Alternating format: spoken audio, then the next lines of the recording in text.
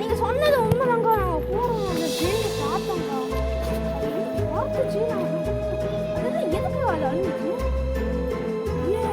சொல்ல சொல்ல கேட்காம நீங்க எதுக்கு போறீங்க? சொன்னப்பல போகாதீங்க. அவங்கள யாரும் போக சொன்னாங்க. லாஸ்டா உங்களை விட மாட்டேன்னு சொல்லிச்சு. உங்களை நான் விட மாட்டேன், நீங்க தான் ஃப்ரெண்டை சொல்லுச்சு. ஆனா இப்ப என்ன அவனுக்கு வெறினா அவன் ஃப்ரெண்டுக்கு அவனை கொன்னவன் யாருன்னு தெரியும். அது யார் அவனை பார்க்கறானோ அவன் தான் கொன்னவன் அவன் நினைக்கிறான். நாங்களே பார்த்து ஒரு டைம் எங்களை பிடிச்சிக்கிச்சு. எங்களை துரத்திக்கிட்டே இருந்துச்சு. நாங்கள் போகிற இடம் வர இடம்லாம் வந்துச்சு. நாங்களாம் கோயிலுக்கு போய் மாலை போட்டு அப்படி பண்ணி எங்களுக்கு விட ஆரம்பிச்சிருச்சு. இப்போ நீங்கள் பார்த்துருக்கீங்க, உங்களை அந்த பேய் விடாது. தயவு செய்து இந்த ஏரியா விட்டு போயிடுவோம்.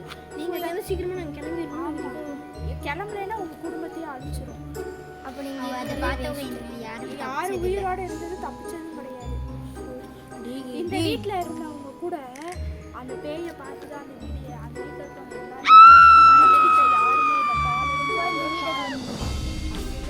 எல்லாரும் இறந்து கிட்டத்தட்ட ஒரு வருஷம் கரெக்டாக ஏன்னா அந்த பேயை பார்த்து அவங்க விட்டுட்டாங்க.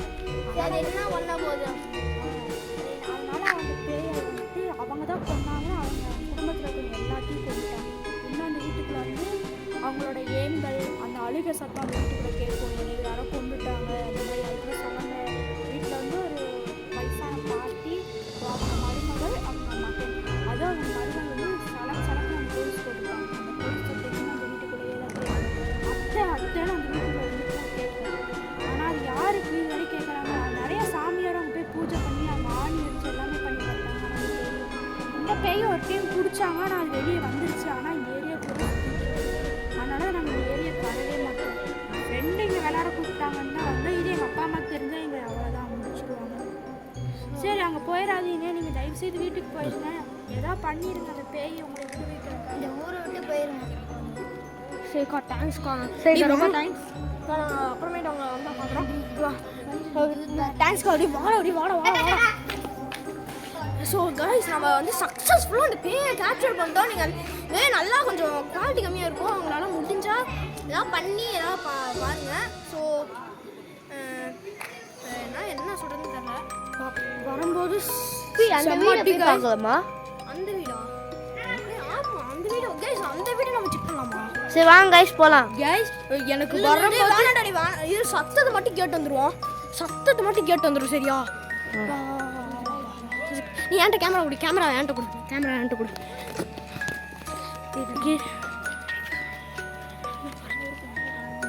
சரி வா வாங்க ஃப்ரெண்ட்ஸ். பின்னாடி வாடா. என்ன நம்ம ஃபாலோ பண்ணிட்டே இருக்கு? இது நம்ம போன வீடியோ பார்த்தோம்ல. ஆமா, நம்ம கிராஸ் பண்ணி ஓட பூனை தானே ஓடிச்சு.